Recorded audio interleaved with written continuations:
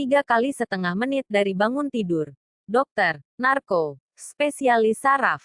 Assalamualaikum warahmatullahi wabarakatuh. Dokter ahli saraf sering berpesan, setiap orang harus memperhatikan 3,5 menit. Kenapa demikian? 3,5 menit adalah sesuatu yang cuma-cuma, tetapi akan banyak mengurangi angka kematian secara tiba-tiba. Seringkali terjadi seseorang siangnya masih sehat walafiat, tetapi malamnya meninggal.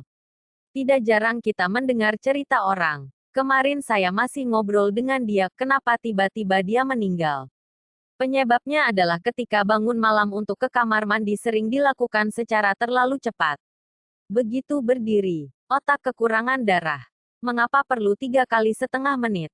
Karena pola ECG, elektrokardiogram, seseorang normal pada siang hari, tetapi bangun tengah malam untuk melaksanakan hajat tiba-tiba gambar ECG itu dapat beda. Karena dengan tiba-tiba bangun, otak akan menjadi anaemik, dan mengalami gagal jantung karena kekurangan darah.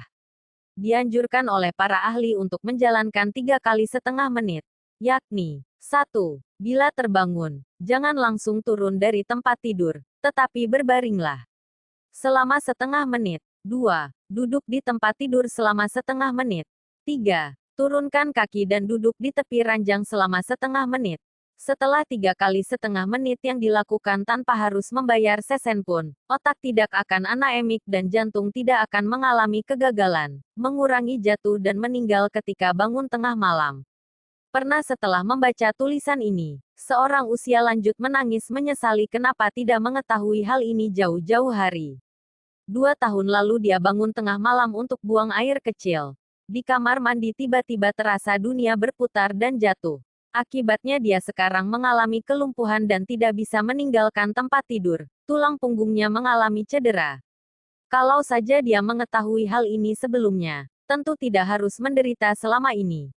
Sare ke orang-orang yang kita kasihi untuk mencegah terjadinya stroke muda.